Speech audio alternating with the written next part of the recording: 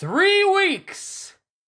3 long weeks, ladies and gentlemen. But One Piece is back! So let's go ahead and begin. It's good to see you, Kohagen. Good to see you, Ogata. Let's go ahead and get started, shall we?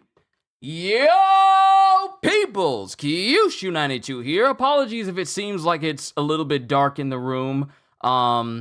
It is gloomy outside. Matter of fact, if I open up a window, if I open up my blinds, it is not going to make a lick of difference in terms of brightness for the rest of the room. It's incredibly gloomy. It's raining outside, so my lighting may not be what you would call optimal, even with me using my desktop light right here to give me all it is. But I digress. We continue on. So it's good to see the both of you and everyone else who shows up. We've waited so long. 3 weeks. It's been so long. 3 weeks without a single One Piece chapter. The starvation was real, but now we're here and now we get to see the newest chapter. Because last we left out on, we saw the Gorosei in their demon forms. It was called Sun. The last chapter was called Sun Shield. We had Mars flying up to see York, trying to find out where the broadcasting room for Vegapunk's message towards the world is. And then we have Luffy seeing all being freed and saying like, yeah, it's good to see you guys. It's good to see you, Dorian Broggy, but we gotta go. And the last image we get is the giant mech, the Iron Giant robot standing up with its words mumbling, "Sorry, Joy Boy." So let's see what happens in chapter 11 and 12, Hard Aspects. Feels so good to be reading some One Piece chapters again for all of you.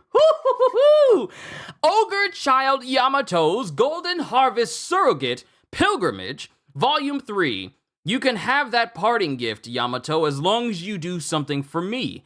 And this is Kinemon saying to Yamato that Yamato can have this parting gift. I don't know what it is. I can't really tell what it is. It doesn't look like Oden's journal because Yamato already had that. So I wonder what this parting gift actually is. But Yamato seems to really love it because, I mean, he's jumping up and down and very happy about it. So should be interesting to see where this surrogate pilgrimage story ends up. But we're right here with the Navy. We got the Navy going. All Pacifistas Mark III are neutralized. Increase bombardment. So Ethan Baron has already incapacitated every single pacifista along the coast in the blink of an eye. Make sure Emperor Straw Hat Luffy doesn't escape. Good luck. But all the pacifistas are laying on the ground, incapacitated, and frozen, partially, because Ethan Baron has been running around slicing them. Whatever you do, stop Jewelry Bonnie from leaving! And then we have Ethan Baron going, only 12 years old, and you gave this mere girl enough power to level an entire country? What a foolish rebellion to stage against us, Vegapunk! And Ethan Baron is upset that a 12-year-old has more power than all of the Gorosei. As far as, like, being able to command all the pacifistas. And he's just racing. He's just still in his human hybrid form, his Bakotsu form, hybrid Bakotsu form, running forward with his sword sheath, saying, what a foolish rebellion to stage against us, Vegapunk. Then we get Oimo and Kashi going, let's get back to the ship. There are some deadly foes on this island. And mind you, these are not the same voices I use for Dorian Broggy. But Cannon Fire continues as Egghead is being leveled by this Buster Call still. And we got the Navy still screaming out, don't let them take off! Sink the Elbaf ship! Hurry to the northeast shore! And as this is going, we got Frankie already squaring up with Vice Admiral Red King. You know, the dude with the super long neck with all the chins. And Frankie is already this dude is squaring up with a Vice Admiral. Frankie is squaring up with a Vice Admiral. Move it! You'll go nowhere! Steam! Strong! Right! and Frankie bodies Red King in an instant. Frankie just bodied at Vice Admiral Red King. Not only that, but he also broke his buster, his steam knuckle arm that he had. He also broke that, and he just hit Red King so hard his lips are already swollen, blood spewing out of his mouth. Frankie hit him with that strong right.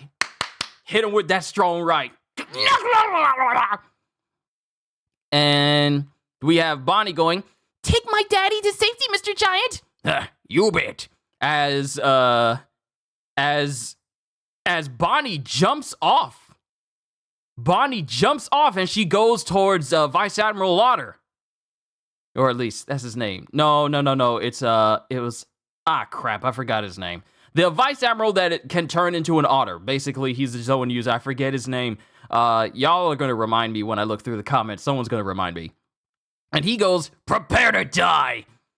You'll never have that weapon of war, Jewelry Bonnie, you little snot. No, don't call him a weapon." And Bonnie turns this dude into a child. "My daddy is a hero, Chin Man." And she proceeds to kick this dude directly in the face as a child. She turns him into a child and then kicks him in the face as a child. And then we have the other Vice Admiral, Guillotine. Is that Guillotine? We have Vice Admiral Guillotine going, "Stop it! This just looks wrong!" Because Bonnie is literally kicking a child in the face. So, and as this is going on, we get back to the Labo phase. Labo phase! As we have Vegapunk still talking to Shaka in the message. "I can't help but notice you're not drinking your Vega coffee." Oh, wait, I think this is Shaka going, "I can't help but notice you're not drinking your Vega coffee." "It's hot! I have a very sensitive tongue because it's sticking out all the time." "That's mean, Shaka. You knew that already." 4 more minutes, Stella. And then it has Vegapunk sipping the tea and going, "Yow!" Then we have Mars, still in his Zoan state, going, "This is clearly the same room. They must have recorded the message here, but..." And then a blast. Like a straight up laser blast. So Mars can just shoot a blast out of his mouth because a whole blast just goes through the building. The whole building just gets shot through. And then York goes, "Wait, stop! Don't go crazy!" "Stella, there's not much time left." "See, the message is still going." Why not use thermoelectric elements to take the coffee's heat? Take the coffee's heat and convert it. If I were the Stella, I would hide the transmission transponder snail emitting the message somewhere. Then I will. Oh wait, this is York going. "If I were the Stella, I would hide the transmission transponder snail emitting the message somewhere." Then Mars goes. "Then I will simply destroy the entire lab." "You can't! The second floor of Building B is for weapons development. The first floor is the power plant. Third floor of Building C has our entire supply of pressurized gas canisters. Destroy any one of them, and it'll set off a chain reaction throughout the lab. That blows up Punk Records itself." "Then think of where it is. Your neural pathway should be the same as his." He's desperately trying to find out where the room is, because the room that the message was recorded in, he tried blasting a hole through it, and it didn't stop the message. So okay. And York goes, "I'll stop it, of course. If I had crime upon crime, it'll only make it harder to get along with you folks." And then he hears something. Mars hears something and looks up. "I sense the voice of a small creature." "In Punk Records? Is it a transponder snail?" The transmission transponder snail was just recently completed. You can recognize it by its triangular spiral shell." "Tell me how to get in. because he's looking up at Punk Records. In Punk Records itself, apparently, is where that transmission transponder snail is. And he immediately starts flying up towards Punk Records itself. Then we cut back to the main room where everyone used to be, before they all just broke out. The whole main control room. And we have Stussy, who's awake, and Kaku still sealed inside of that sea prism bubble. Well, aren't you lucky? Seems it wasn't interested in you. Bah, speak for yourself. What was that monster? Based on the conversation, one of the 5 elders. You think so? What a ghastly transformation. They abandoned you. They abandoned you, didn't they, Stussy? How sad and ironic after you chose to betray us. Sorry, but staying behind was my idea. Someone has to carry out the final job, after all. Final job? Stussy? Stussy? Miss Buckingham Stussy? What are you talking about, final job? Final job? And Kaku is surprised because what final job does she mean? Wait, you mean to tell me we're leaving? Oh, wait, someone is going, wait, you mean to tell me we're leaving Stussy behind? What other option we got? Undoing the barriers gotta happen at the same moment the ship escapes. And then we have Edison going, The only way to lower the Frontier Dome is at the command room. She volunteered to do it. And then we have Edison continue going, If you want to do right by your sacrifice, you better make sure the escape's a success, eh? And then we have Nami going, Well, of course we're going to do everything we can to escape, but still. And then we have Robin. The problem is the distance that the Vega Force 1 would have flown us. Exactly, Nika Robin. I calculated it up, and going by classical mechanics, this ship's guaranteed to land on solid ground now. What? And then we have Usopp going, Hey, folks! The Kuda Burst is all ready to rock! Once Zoro's group gets here, we're gonna make a super jump out to sea! And if it looks like we're not gonna make it, that's your cue to help us out, got it? And then Edison is just laughing, going, Must be hard to be your ship. And then we have Edison going, But I love the guts you got. Whatever miracles occur, that's the power behind them. And that's coming from a scientist. And it shows Brooke, Usopp, and Lilith on the Sunny. And Edison jumps off of the Labo Phase cloud. Huh? Edison! I'll make sure your ship touches down in the water. Trust in me. Simulated external damage, 78%. As he just drops off of the cloud to purposefully hit the Frontier Dome security field.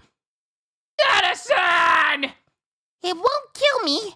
Here goes. And then we cut back.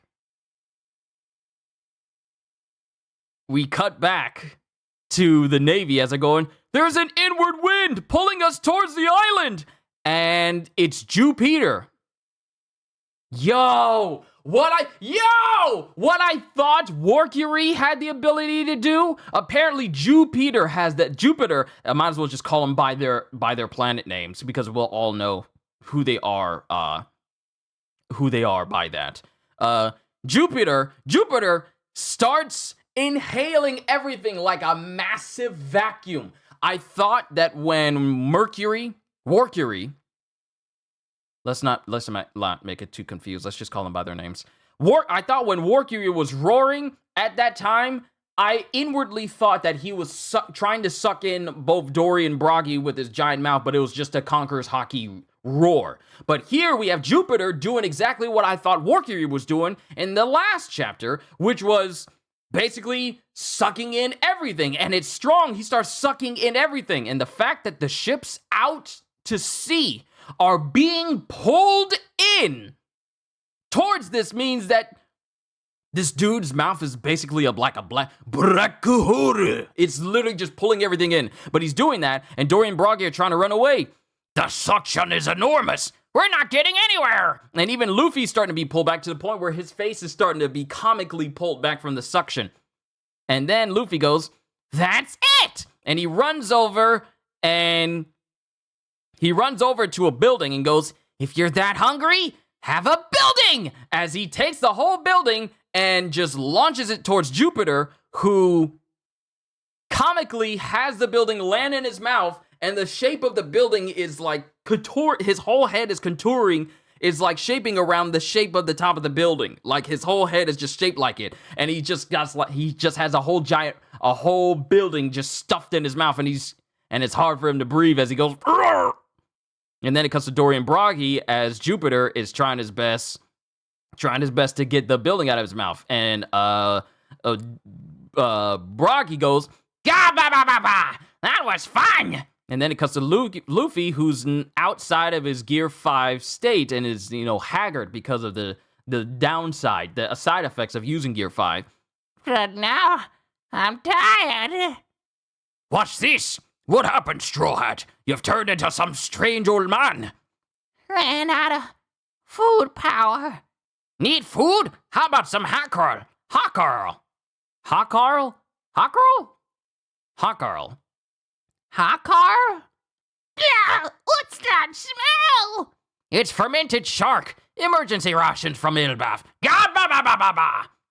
Tastes good when you're used to it. And Luffy is eating fermented shark meat. I feel energized again, though.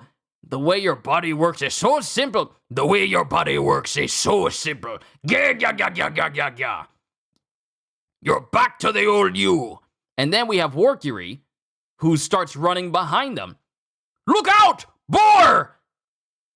And then it cuts to Luffy, who jumps up in the air and uses Gear 3. Come. Red Rock! And hits Warcury directly in the head with Red Rock. Now, here's the thing.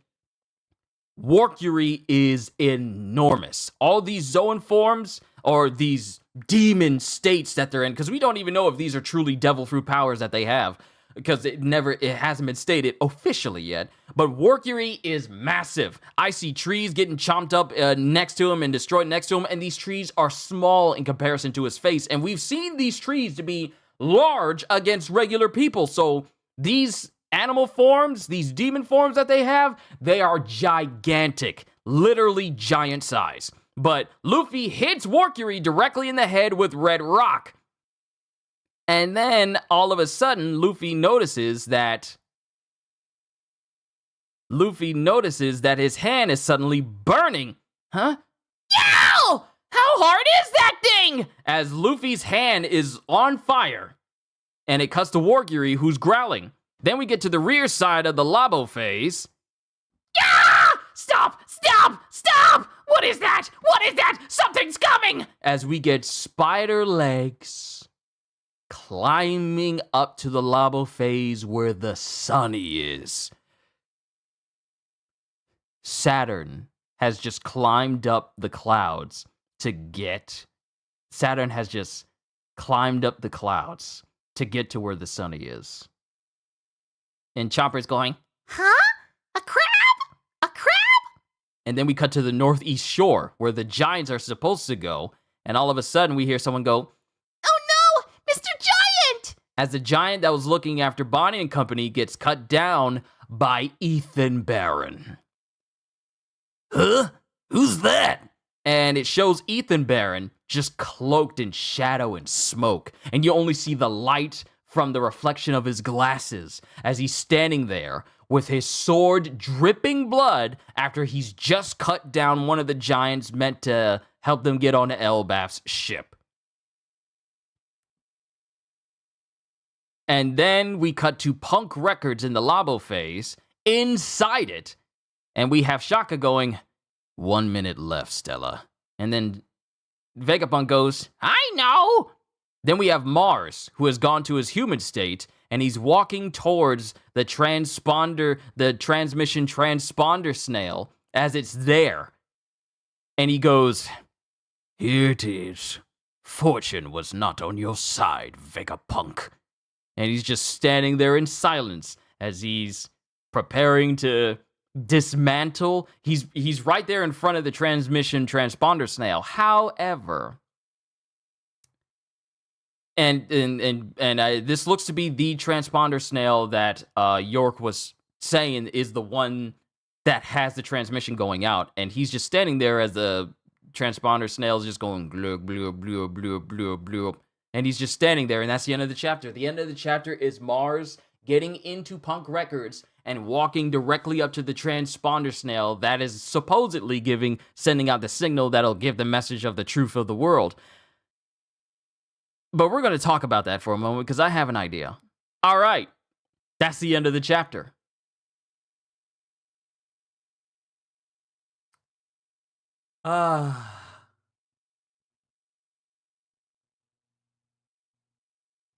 So let me acknowledge everyone who's here. Cohagen, Ogata, Ghost, Skip, CDs, Halster. Let's just go over what just happened. So let me pull it up here.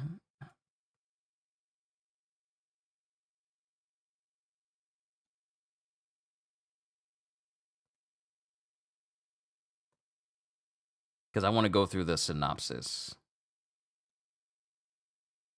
All right.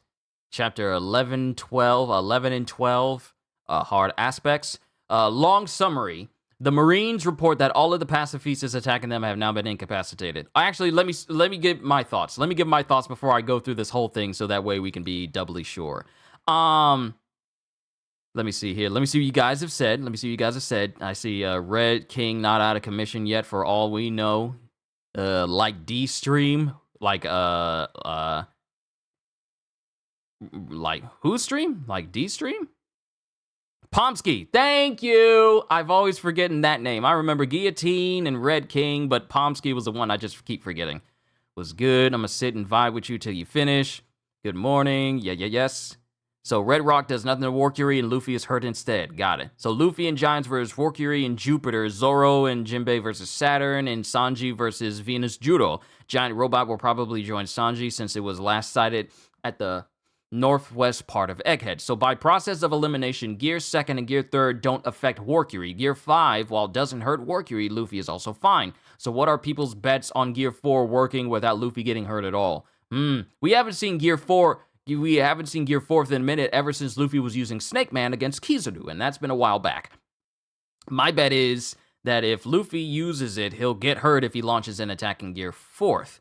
Yo, Ozzy, it's good to see you. Greetings, fellow peoples. I'm late. I was watching Alicia Does Life and lost track of time. That's understandable. She's a fantastic streamer and YouTuber and Twitch streamer and everything. She's fantastic. She's absolutely fantastic. I'm happy for her. But yeah, I hope it's another bait and switch and Mars looks like a fool. It feels like it's too easy. It feels like it's too easy for Mars to walk on the one thing that will end the transmission that we've been told is going to tell the truth to the world. I would not be surprised if there's a second one and this one's a fake. Because why would it be just by itself in a room with no special pedestal, no protection? It's just laying on the floor by itself. It seems too easy. It seems too easy. It's too easy. And the fact that we're not going on break. We're not going on break. It's too easy. It's too easy. It's too easy. I honestly feel like Vegapunk was smart enough to have a bait and switch and say like, yeah, that's not the real one. And now it's only 1 minute left. That's where we are. We're at a minute left before Vegapunk goes down that path of telling the truth to the world. It's too easy for the very thing that they're looking for to just be sitting in a room by itself. So there's no Golden Week break. There doesn't appear to be a break coming up next week. But it seems too easy for Mars to get up there, and you don't see him go into any other rooms. It's just one big space, and the transmission transponder snail that is supposedly broadcasting all of this towards the entire world is just sitting in this room by itself. That is what you call, ooh, piece of candy. Ooh, piece of candy. Ooh, piece of candy. And as soon as you get towards the basket, you pull the stick out and it falls right over. It is too easy.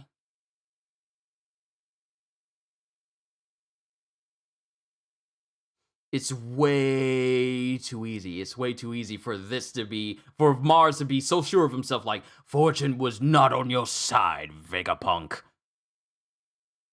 Too easy. It's too easy. So, I thought it was this chapter. I'm not saying anything. That's why I was here, because someone leaked it 2 weeks ago, so I don't know if it's true or not, but I'll wait again. Also, Stussy is willing to die for everyone to escape. Do you think she will die? Because I can't see Lucci or Kaku dying, so I see 2 situations all 3 survive this arc. See the juxtaposition? The juxtaposition that I see here is that this is yet another facility where a person who was associated with Vegapunk, or at least associated with a person who's associated with Vegapunk, is willing to stay behind while everyone else gets away. Remember, the last time we went to a Vegapunk facility where someone was willing to give up their life in order to destroy the entire facility or make it so that no one could escape, the reverse of that was Monet during Punk Hazard, where Doflamingo told her to die for him, and she thought she was going to be able to take everyone out before they could escape Punk Hazard and just blow up the entire island. Of course, because of the bait and switch with Shambles, with Shambles from Law, he switched his heart with that of Monet, and she wound up dying before she could actually blow up the entire facility. Well, now we have another incident where a person is willing to stay behind, not to destroy the entire facility, but see the people on the island safely out, and they are willing to stay. That juxtaposition is Stussy this time. Father, it's good to see you. Hello, say hello to all the individuals, Father. Oh, that's fine. This is fine. This is perfectly all right.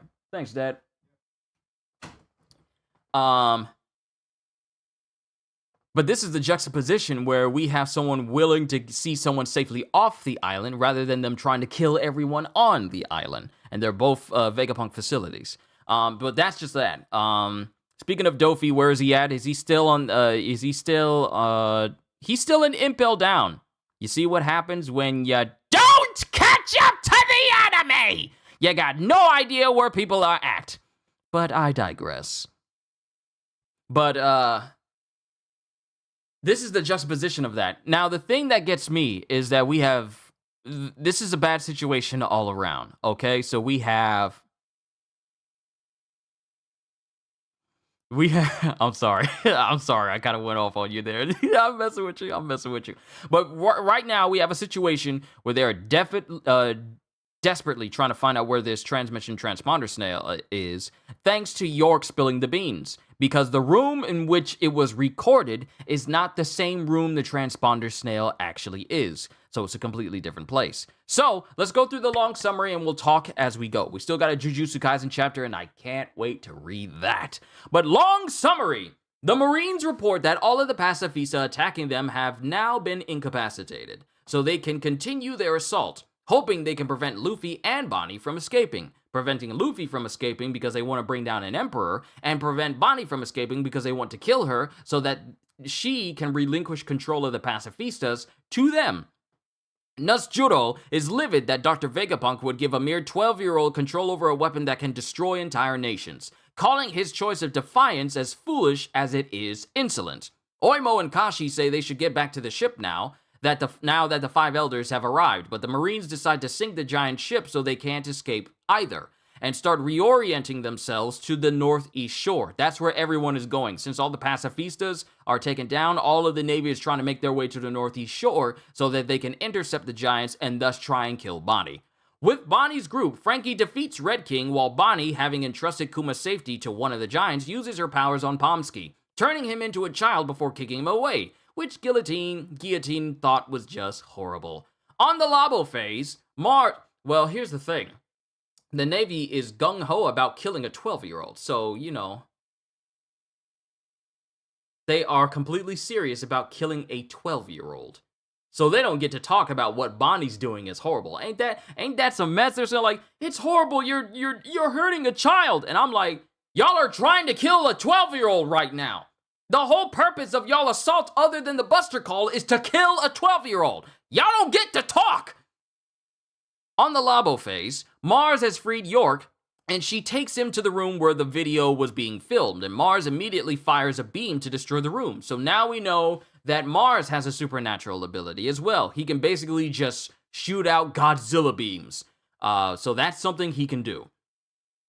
immediately fires a beam to destroy the room. The broadcast, however, doesn't stop, and York tells Mars if she were the Stella, she would have hidden the broadcast Dendenmushi somewhere tricky to find. Mars suggests he destroy the entire lab, but York warns him not to because the second floor of Building B is for weapons development, and the first floor holds the power station. You know, the same power station that you're using in order to replicate the Mother Flame. Let me see. Blah, blah, blah, blah. In addition, the third floor of Building C contains a number of high-pressure cylinders, so if Mars destroys any of those buildings, all of Punk Records would be destroyed. Mars demands York come up with a solution, and she agrees to help. Because one thing I noticed in this particular page with York is it looks like she has like a straight-up gun. Like she has like a handheld rocket launcher. Mind you, for York, she's incredibly tall, so a regular rocket launcher for us may not be all that big to her. So she looks like she's holding either like a Gauss cannon of some kind, a rail gun of some kind, but she's holding a gun. Let me see here. Let me see here. So if Mars destroys any of those buildings, all of Punk Records would be destroyed. Mars demands comes up with a solution, and she agrees to help as she doesn't want to jeopardize her relationship with the Elders any more than it already is. Mars then senses the voice of something small above within Punk Records itself. Let's talk about that for a moment. What you mean you sense the voice of something? Is this observation hockey? And long shot, this can't be the voice of all things, right? This can't be. Either that or he's got some strong observation hockey to hear the voice of something. Within Punk Records itself, which York surmises is where the Dendenmushi is hidden. She also describes the shape of it so Mars can find it more easily, and he heads for the entrance. After Mars flies away, Stussy breathes a sigh of relief that Mars didn't notice them, a sentiment Kaku shares. Stussy deduces it was one of the 5 elders they saw, and Kaku admits he found Mars' transformation repulsive. He then asks why she is still here, believing the Straw Hats and Dr. Vegapunk have both chosen to abandon her, which he finds rather humorous regarding her betrayal of CP0 earlier. Stussy, however, reveals she stayed of her own volition in order to carry out the final mission. Nami asks Edison if they are seriously going to leave Stussy behind. Okay, so I said those lines incorrectly of the person who was speaking to Edison. I thought it was a guy, but it turned out to be Nami. You never know when you don't actually see the speech bubble linked to the person who's actually speaking, so it makes it tricky, as a voice actor, to put those 2 and 2 together, but now I know. And he says they have no choice because the Frontier Dome needs to go down the instant the Thousand Sunny attempts to flee. So Stussy chose to stay behind and deactivate it from the command tower. As such, the only thing they can do for her now is escape alive, which Nami accepts. Robin asks how they can cover the distance needed to avoid crashing without the Vega Force 1 carrying them, and Edison admits he is confused too. Usopp yells that he finished loading up the Kuda Burst, and they can take off once Zoro and Jinbei arrive. And if they don't make it, they'll have to improvise and use everyone's powers to ensure a successful escape, prompting Edison to call the crew rowdy. Edison then tells everyone he has always loved the theory that miracles happen because Guts triumphs over everything. Only hockey can transcend all, and only Guts can triumph over everything. And as such, he decides to test for himself if they can make the jump by flying through the Frontier Dome to Nami's shock. Elsewhere, Jupiter has fully reformed. After having his head sliced off, he pretty much regenerated his head back and starts sucking in everything in a massive vortex. Or like a high-end Dyson vacuum, which keeps the Giants and Luffy from moving forward. Luffy rips off a building, just casually rips off a building. Let that sink in. Just rips off a building. And shoves it into Jupiter's mouth to stop him, which works. Though they can start moving again, Luffy's Gear 5 finally wears off, and he reverts to an old man due to using up all of the energy he got from the food earlier. Hearing that, Brocky offers Luffy some of their emergency food called Hakarl, and it has like a tilde over it. Well, not really a tilde, but it's like is it called ellipse? Is it called an ellipse when you put it over a certain letter for a unique name? Hakarl, and though it smelled bad, Luffy ate all of it and regained his vigor. Wargyuri then started charging for them, but Luffy used Gum Gum Red Rock to punch him in the head. Unfortunately, Wargyuri's head Workyuri's head ended up being tougher than Luffy thought, and he recoils in pain.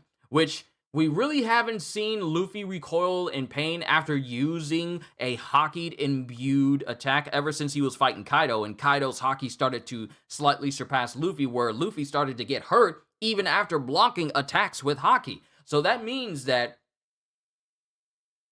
Luffy is facing another opponent who is harmful to him even when he's using Haki. And mind you, he's no longer in Gear 5 right now. He's just using Gear 3 right now, so he's in his regular state. At the back entrance of the Labo phase, Saturn climbs up the island cloud and confronts Usopp, Nami, and Chopper, while Nusjuro reaches Bonnie's group, taking down one giant before confronting her, looking incredibly demonic in his visage. Frankie confronting her, Frankie, and Atlas. As for Mars, he finds the Denden Mushi with only 1 minute left until the broadcast begins. Just as he muses that Dr. Vegapunk's luck finally ran out, his attention turned to something gurgling above him, and he looked up with a serious expression. Wait, what? It's not the Denden Mushi making that sound? There's something else in the room with him. There's something in Punk Records. Hold up. This just changes the entirety of the end of the chapter. This just changes it entirely. I thought it was coming from the Denden Mushi, but it's not. There's something else in that room with him, and it's above him. What you mean? What? This changes my whole outlook on the ending of this chapter now. There's something else in the room with him, because I found it odd how he was just looking and he had like this serious expression on his face, and I thought I was weird, and there was this glub glub sound, and I'm wondering why there's a whole glub glub sound coming from the Denden Mushi, but there's something in the room with him. Okay, this just fundamentally changed how I viewed it. And he looked up with a serious expression. So, chapter notes, all the Pacifista on Egghead have been neutralized by Nusjuro. He literally took out every single one of the newest Mark III Pacifistas. The Marines moved to sink the giant warrior pirate's ship. Frankie and Bonnie defeat Vice Admirals Red King and Pomsky respectively. Nusjuro blocks the way of Frankie's group after cutting down one of the giants. Mars finds and destroys the broadcast room, although that ends up ineffective in stopping the broadcast proper. York explains to Mars that Vegapunk is using a newly developed live stream Denden Mushi to broadcast his message. Mars detects. Yep, and they say detect, so I'm pretty sure it was observation Haki he used to sense it. Detects the live stream Denden Mushi inside Punk Records. Mars breaches Punk Records and finds the Denden Mushi, but then notices something gurgling near him. There is 1 minute left until Vegapunk's announcement. Stussy decides to stay behind and deactivate the Frontier Dome to allow the Straw Hat Pirates to escape the Labo phase. Edison has a plan to allow the Straw Hats to reach the sea from the Labo phase and flies ahead of them while breaching through the Frontier Dome, injuring himself in the process. You know, a 78% chance of injury. Luffy tries to fight up Peter and Workyuri after his Gear 5 deactivates, and Saturn arrives in the Labo phase near the Sunny. So that's where we stand. People theorize it was Vegapunk's brain. Great, so Oda must have played Bloodborne, because wasn't there like a big giant brain creature in Bloodborne in the Nightmare of Mensis, where you have to pull this chain to cause it to topple to the ground, and then you go down this big elevator down to this giant brain, and then when you do like this big pose in front of the brain after an extended period of time, and then your arms transition over, then you get a rune that gives you more runes. More blood echoes, that is. Runes are Elden Ring. Okay, let me see. All right, you scared me there. I almost choked on my drink. Oh wait, I misheard. My bad. Just ignore that last part. Okay. Along with the rest of the Doflamingo family, minus Baby 5, because Baby 5 is with Sai. And the Iron Giant is still roaming Egghead. It's about to make its presence felt. It is. The fact that this is not a break chapter. She has always had massive weapons. At least I think I remember her using a massive pistol or something. I think so. Compared to her size, a pistol might as well just be like one big, massively oversized blunderbuss. Would have loved if the sucking up attack from Jupiter was called Henry Hoover. Or, does who... I need to be careful how I ask this question. Are Dyson vacuums better than Hoover vacs in terms of their strength when it comes to sucking up stuff? People say Mars saw a Kaido Seraphim, as if the elders wouldn't already know such a thing. They're the ones who commissioned the Seraphim. People theorize it's Vegapunk's brain. I've heard people say it's a massive brain in a giant tank. A lot of theories going around. What or who could it be? Like Vegapunk's brain, Ogata-san, you nailed what I was referring to. Let's see. Man, that Ronin set makes me feel like someone from Afro Samurai. Oh, you're liking it, Psycho. You're liking it, huh? Also, hi to you as well.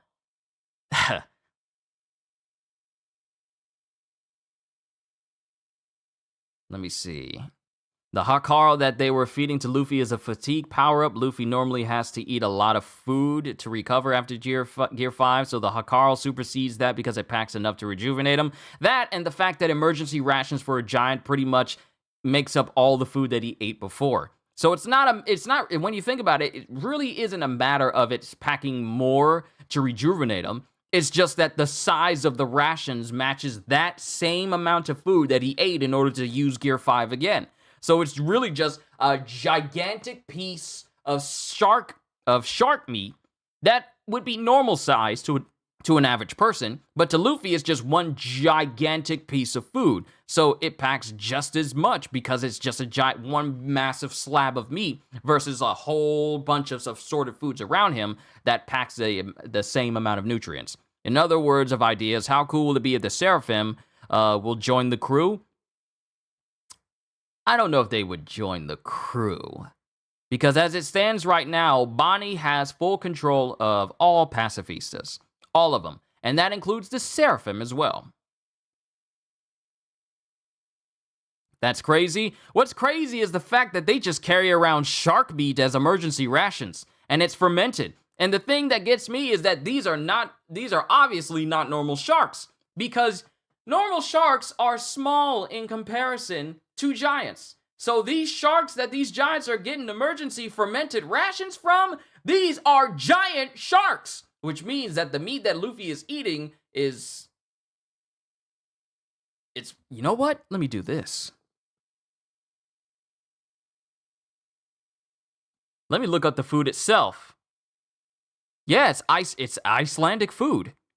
Hakaru, referred to as fermented shark in English, is a national dish of Iceland consisting of Greenland shark or other sleeper shark that has been cured with a particular fermentation process and hung to dry for 4 to 5 months. It has a strong aroma-rich smell and fishy taste, making Hakaru an acquired taste. So this food just be hanging up for months. Oh, hold on. Here's the actual... This is coming from culinaryschools.org. Hakaru, or Keistur Hakaru, Icelandic for fermented shark, is a national dish from Iceland. It consists of a Greenland or basking shark, which is rotten. It is rotten meat. Ugh.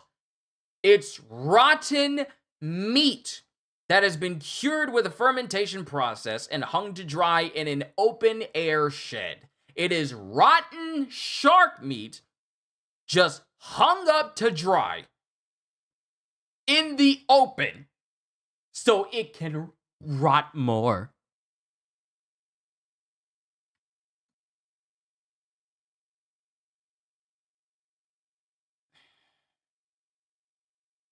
So it's like sardines? No, you can eat sardines. You can eat anchovies. Well, I don't eat anchovies. Sardines, I can eat. I can just get like a whole can of sardines and just straight up eat them. Yeah, I can eat them, especially if they're like the ones with spices. Those are really good. But it's not sardines. Because sardines I can eat.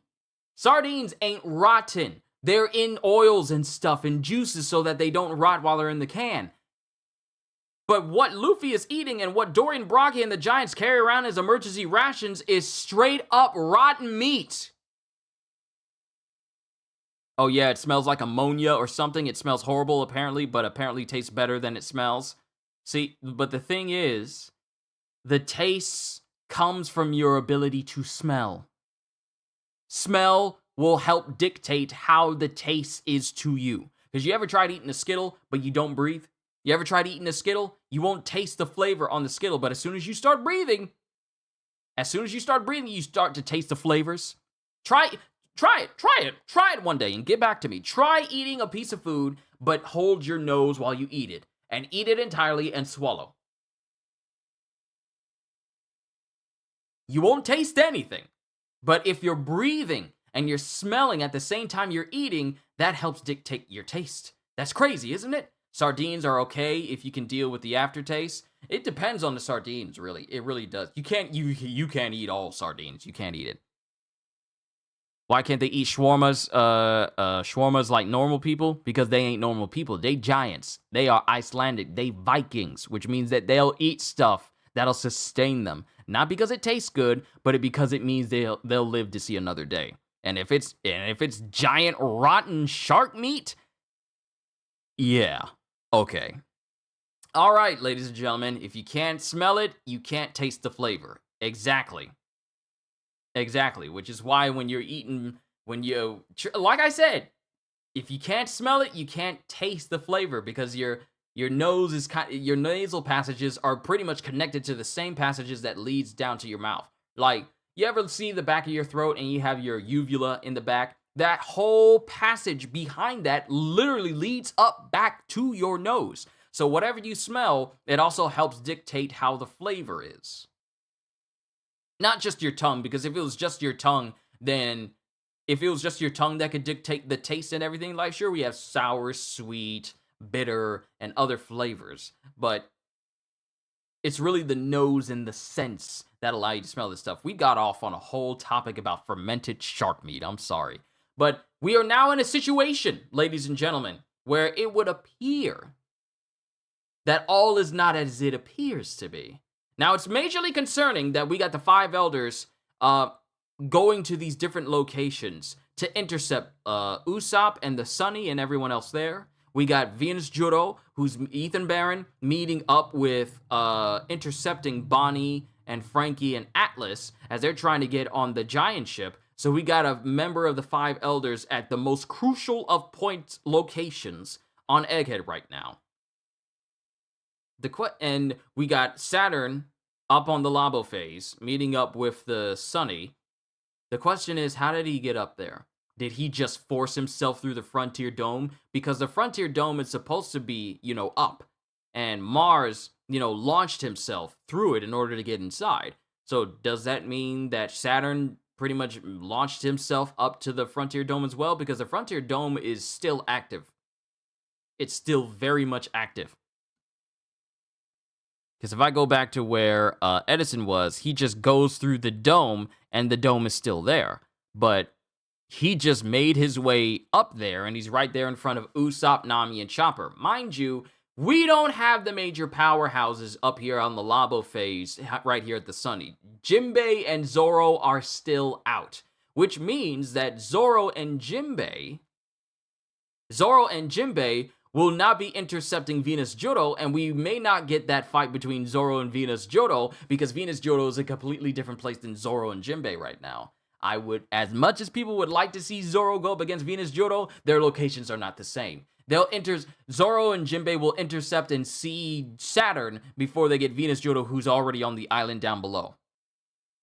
But who knows? They may deactivate it, and then we just link up with everyone, but time will tell. We're not going on break. I'm just excited to see what happens next. Okay? I'm excited to see what happens next and what's inside the room with him. Is it a giant brain? Is it another giant creature or another creation that Vegapunk has never showed before? The question is, what truly resides inside Punk Records? And since we're not going on break, it should be interesting to see what Mars is looking sternly and seriously at while he's on the path of trying to disable the transponder, the transmission, the live stream Dendenmushi.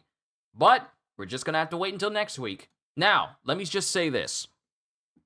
I don't know about y'all, but no matter how good something tastes, I can't eat it if it smells bad. Oh, understandable. Let me see. If you can't smell it, I consider this another good setup chapter. Yeah, it's another good setup chapter. So many things happen. We saw some more abilities from the members of the Five Elders. We've confirmed that Mars is capable of shooting up a straight up Godzilla atomic blast. And we have Jupiter, who's capable of inhaling everything around him into a massive vacuum. So those are some more supernatural abilities that we've seen them showcase. And what makes it supernatural is the fact that when it comes to Jupiter, who is all the way in the center of the island, him trying to suck in both Luffy, Dory, and Bragi at the same time was felt from out to sea. So it's like this is a stronger pull than Blackbeard's Kurozu or his black hole. That's how strong of a pull that is. For the ships outside of Egghead to feel themselves being drawn in? They are living weapons of mass destruction, what do you think about it? Living weapons. Let me see. If Luffy's no longer in Gear 5, do you think the giant robot will stop moving? Well, here's the thing.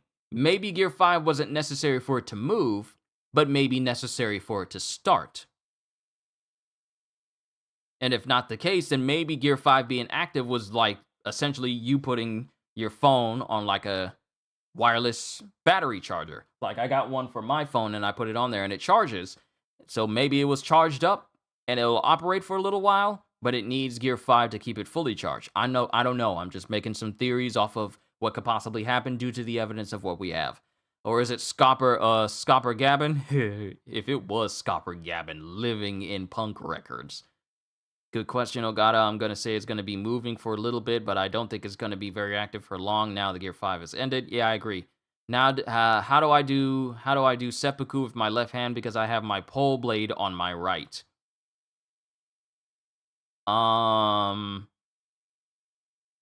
Put your pole blade in your left hand. Actually switch them, Psycho. I'm giving him some Elden Ring advice because he's still working on his Blood Samurai build. Put your pole blade in your left hand. Because I'm going to assume that you're using pole blade two-handed. If you put the pole blade in your left hand and hold down L2 and triangle, you'll still go two-hand with the pole blade. You'll still go two-handed with the pole blade, but with the Rivers of Blood Katana, you can do seppuku with the right hand if it's in your right hand. I'll have to try that out in a minute just to make sure that my assumption is correct in that. But if you switch the weapons in the hands, put the pole blade in your left instead of keeping it in your right, you can still go two-handed with the pole blade. You just need to hit a different button configuration in order to go two-handed with a left-handed weapon in Elden Ring. So you can do it that way, and that'll give you access to, I want to say it'll give you access to seppuku with your right hand, especially if you dismiss the left weapon in your hand, so you can use seppuku and then call the pole blade back, so you can use the pole blade with your left hand and seppuku with your right, and then it'll be fully ready that way. Like I said, I need to test that out myself, but why would it commit Sudoku? Life is beautiful. Kohagen, it's a Ash of War, a special ability for Elden Ring that essentially has you take your sword and introduce your sword to your central chest cavity, and it gets imbued with, like, blood damage when you use that.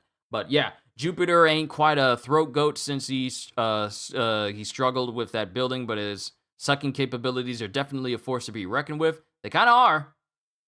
Okay, I got that out of my system. I'm good now.